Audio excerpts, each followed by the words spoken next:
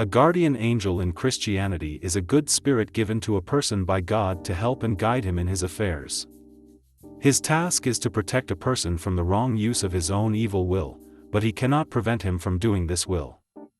A guardian angel does everything to save the human soul, mysteriously guiding a person to good and useful things. A deceased relative can become a guardian angel for his own relative, and it does not matter who the deceased relative is: wife, mother, father, husband, sister, brother. They can voluntarily stay and look after someone they loved very much and want to protect. Sometimes pets become guardian angels for their owners, most often dogs, and less often cats. But this is from the point of view of Christianity.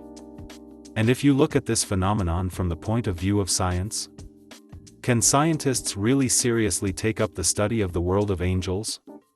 It turns out that such studies have been conducted, and more than once. I will tell you about one of them now.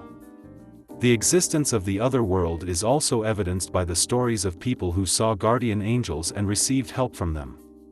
When I began my investigation of this phenomenon, I expected that my conclusions would be as follows. If in the past visions of angels were not so rare, then now we do not feel the angelic presence. This is exactly the conclusion that the German physicist Werner Schiebeler, who was conducting his research in the second half of the 20th century, expected to come to as a result of his research into the phenomenon of guardian angels. When Schiebeler's research was completed, the scientist made a completely different conclusion. Today, people see guardian angels as often as in the past, but no one talks about it. During his research, the physicist collected descriptions of 83 cases of encounters with guardian angels. Describing and analyzing these cases, the scientist also identified signs characteristic of these encounters. The intervention of guardian angels can be aimed at preventing some major tragic event that can affect the destinies of many people.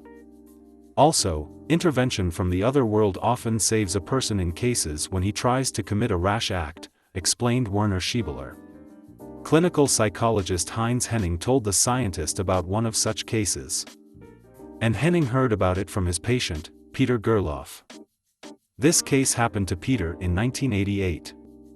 When Peter Gerloff was 14 years old, he received a bad grade for an exam. Peter was afraid to go home and tell his parents about it. Therefore, he decided to end his life by jumping from one of the bridges over the Rhine River. Peter Gerloff chose a bridge on which there were no cars or people. He carefully climbed over the railing. Holding onto it with both hands, Peter looked around to make sure that no one was watching him. Then he let go of one hand and was about to let go of the other. But at that very moment, someone spoke in his ear. "Stop, Peter. Don't do it. There is still something you haven't finished here," Werner Schiebeler said. Peter Gerloff was shocked. After all, he was convinced that there was no one on the bridge. After what he heard, Peter no longer wanted to carry out his plan. He climbed back over the railing. On the way home, Peter thought about who this voice could belong to. He was absolutely sure that these words were spoken from outside. Peter claimed that he actually heard this voice. But he could not explain who the speaker was. Probably, it was a guardian angel who saved him from such a rash act, Schiebeler explained. The following case was told by the British Dr. James Syriacs. One of his acquaintances, Mrs. French, told him about a curious incident from her life. One day, Mrs. French, who lived in Baltimore, saw her dead daughter in a dream. She told her mother that she should take the next train to Philadelphia and prevent a fire at a hotel owned by a good friend of the French family. When Mrs. French arrived at the hotel, she asked the owner to show her around.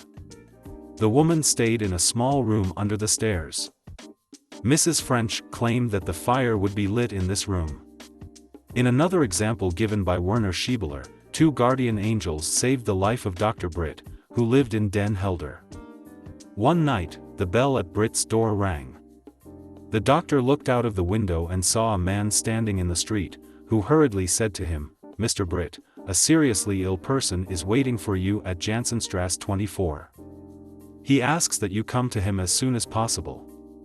In response, Britt said that he would soon be there. He got dressed and left the house. However, the messenger was no longer there. Britt set off on foot to the address indicated. Finally, he crossed the deserted bridge over the canal and found himself at number 24. Britt rang the bell. But the house was quiet. Then the doctor rang again. A light came on in one of the windows, and soon someone's angry voice was heard behind the closed door. The owner of this house was clearly unhappy with being woken up in the middle of the night. Confused, Britt explained the reason for his late visit.